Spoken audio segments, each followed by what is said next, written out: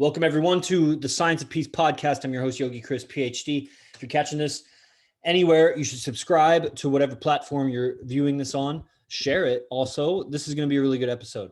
And of course, you can find the membership stuff. I'll refer to it a lot at ninthlim.com. That's my website. Or find me on Instagram, Yoga Bliss Chris. So this is, what is ego? Ego, right away, I think about, which, wow, we could go so deep in this, even just the language, people that are following Arash and a lot of spiritual teachers have talked about the kind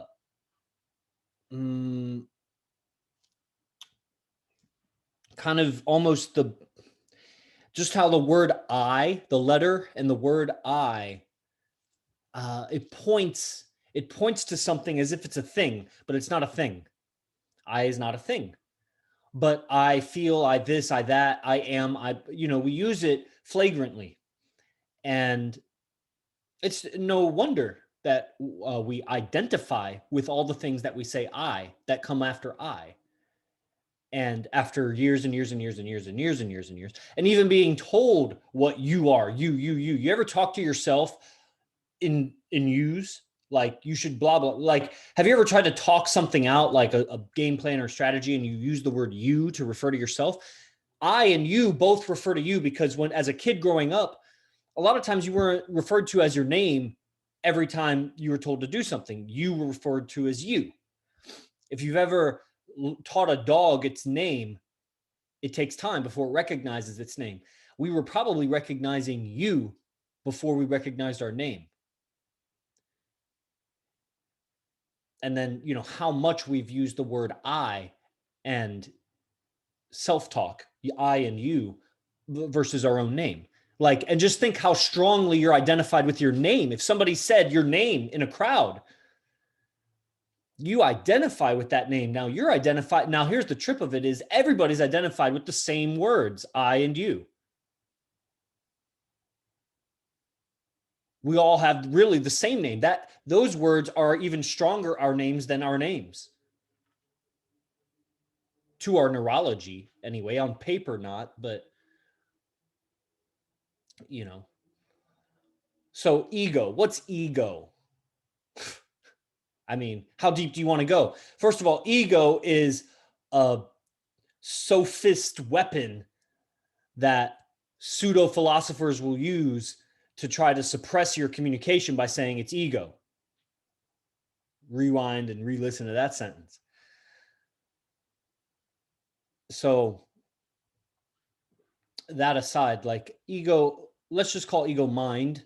Mind is the thing that is the thing. It's the real thing. When we refer to I this, I am that, I feel this, we're referring to our mind.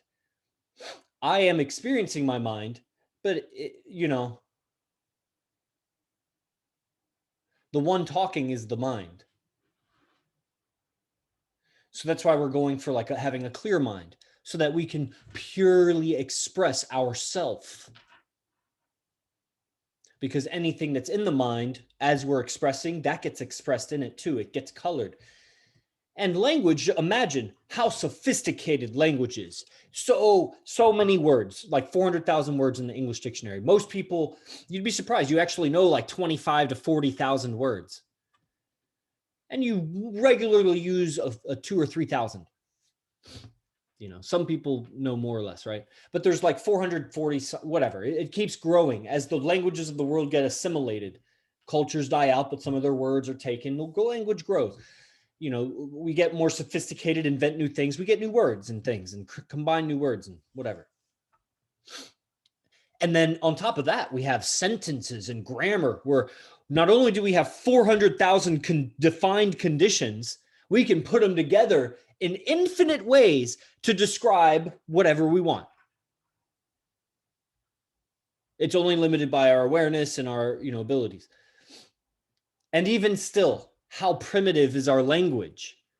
How long have we been developing this thing? How old is the solar system? How old is the universe? Is anybody out there been talking longer than humans? Probably got a better, made it better. Ancient. And so expressing ourselves. Where did this wrap in with ego? Ego is mind, and then there's a part of our ego that is that it's blind to us, and they're blind. And then there's a part of our ego that is our self-created, like we intend it, we intentionalize it. I'm intended to be this way. She says, you're cocky. And you're like, thank you. You would be too on this thing that you're saying this. Why? Because I intended to be cocky on this thing, because I earned it. Now, and I'm communicating it, and I intend to communicate it too. This is an example. The versus, here's the other side of the ego. So that's the intentional ego. The unintentional ego. When you have an emotional reaction to something, it is because it's not going as expected. So your reaction, you could say expectation minus, expectation minus what's happening. If there's any remainder to that, if it's not exactly as you expected, any remainder to that equals emotion. So what I expected to happen minus what actually happens equals either a positive or a negative emotion. If it's a neutral emotion, it's because it happened exactly as I expected it to. Does it make sense? Are you getting the algebra or the arithmetic? Really, it's not even algebra. It's just the arithmetic of my emotion is the result of a difference between what I expected and what actually happens.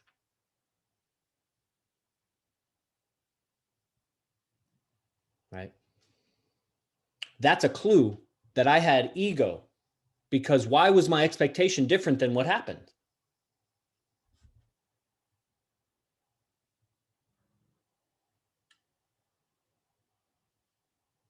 Where did that come from?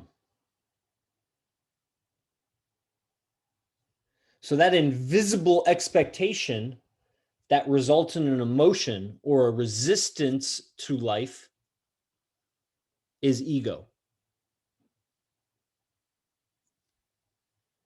So that emotional girl that tells you how big your ego is has a real big ego.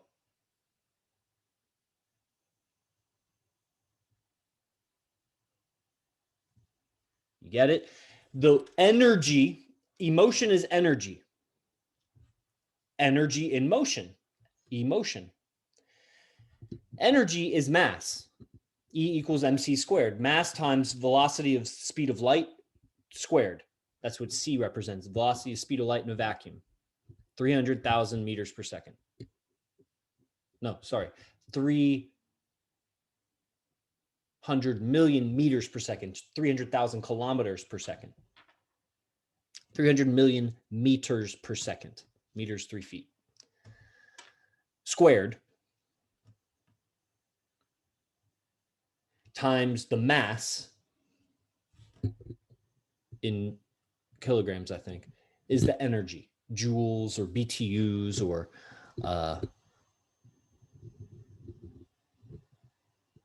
volts, whatever energy unit you want.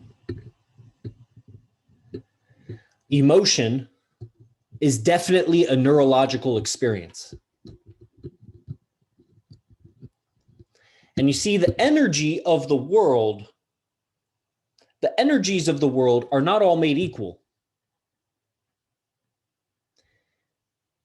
Because you could say electricity everywhere is equal, but is electricity the same thing as gasoline? Of course not. Is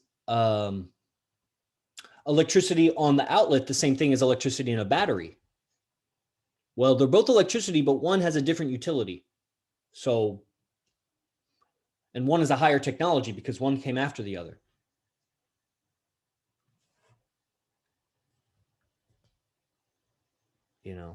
Now,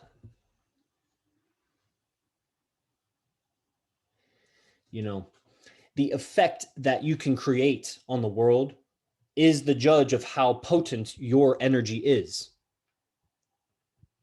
It's reverse. You can think you're so high and mighty all the time, but what effect is created? That's the value to the world anyway, to life. Now you might be around the wrong crowd. You might have a lot of value inside that needs adjust. The communication needs adjustment so it links up with the proper outside variables and moves things around for you. You know?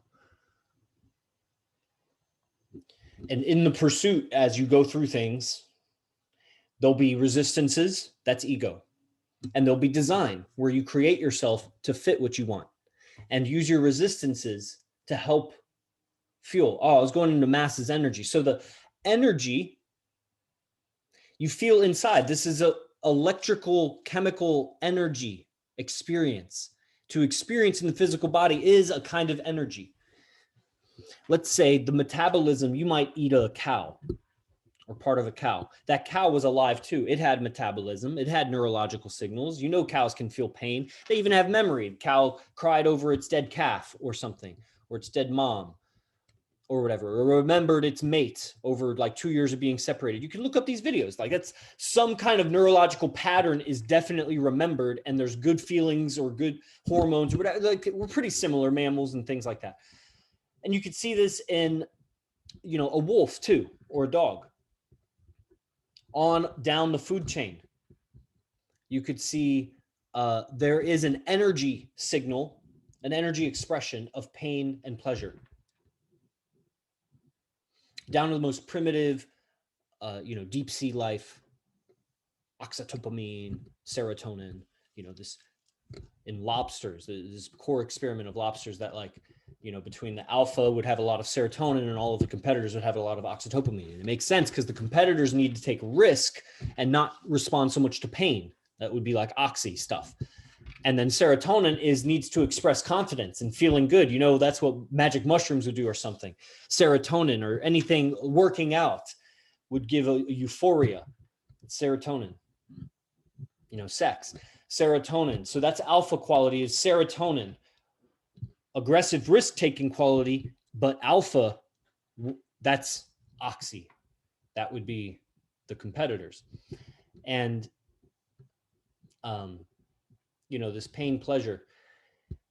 On up the food chain, a signal of pain or pleasure, the effect that you can create as a human is profound compared to most other animals. A beaver could cut down a tree. How many trees could you cut down in your life? You would vastly, you know, and that's such a primitive task that if you got intelligent, you make money, you buy equipment, you could cut down the whole Amazon. Just one you. But through communicating, you had to accumulate the money that required some skill or value you traded. So how did you get that skill? It's information, which took communication, either through a book or through audio with other humans. And that depends on choices you made of where to learn and your starting place, of course, but you can navigate the matrix adjacent anywhere. I could go to New Delhi, India and study with fucking some Indian guru. I could go anywhere in the world, anywhere that people could go, I could go. I can make the right decisions to get there. And then in the infinity of all infinity, the right words with the right people would move me along the hierarchy to whoever. It's all about finding it. You go there. But the distance between here and there is quantum. So it could be infinity or it could be nothing. The difference between my mindset internally and the mindset of my desired outcome is right there, minus the blockages. And the blockages are unconscious decisions, unconscious patterns, unconscious things that are in the shadows, but they're weighing me down. What I used to call the dark matter, the matter that's in the dark, but it's still mattering, which means there's emotion, there's energy. Right. And so this self-exploration to the excavating, you know what excavation is? When you dig up the earth to build a building right there or something, or mine for gold, like, or mine for other gold, actually, not as much, but different minerals you mine differently, but you know, you're excavating that. And it's shocking. It's surprising. It's not going to feel good. It's not going to look good, but the dividends come afterwards and for the rest of your life. To the degree, and you'll actually want to engage with life more the more you excavate, but it doesn't feel good. And don't look for it to be a happy experience. Although bliss comes afterwards. It's not what they, I don't know. It's not what I thought it would be. But it's better. It's more, it makes more sense. And as you get lighter of the dark matter, you're more elevated. You know? So I had a vision earlier, or an imagining. I don't know what to call these things. Visions make it sound like so profound and divine, but is it really anything different than a daydream? I sit and meditate for 20 minutes and I have like at least 15 different daydreams. And I'm trying to not have a daydream. When I'm living, I know I'm having hella daydreams while I'm living. I think I have a vision. It's a daydream of something. It recurs. Okay. It's a recurring daydream. I have a lot of those too. How do we know? What is ego, right? I think the resistances, it's important to eliminate the resistance to my movement, because the resistance to my creation, my movement is following order that I'm laying before me. And I want to clear out any discrepancies or aberrations to my perception and my doing. And I want to, build up spiritual strength, which is to really, it's to dissolve myself. It's dissolve oneself. Spiritual strength is in my ability, as AZD said in the last Beast Camp, my ability to, I think it was, choose a different way and adapt quickly to that way, something like that. And that is what it feels like. It feels like I have a method that mentally, as I mature, so 34-year-old man, I'm going to be so much more mature at 44 and 54. And I love being 34. And it's dope to even think like that at 94. Whoa, dude. It's like 3 times my age right now. More and more as I mature, the more and more I realize how much of my life I was unconscious.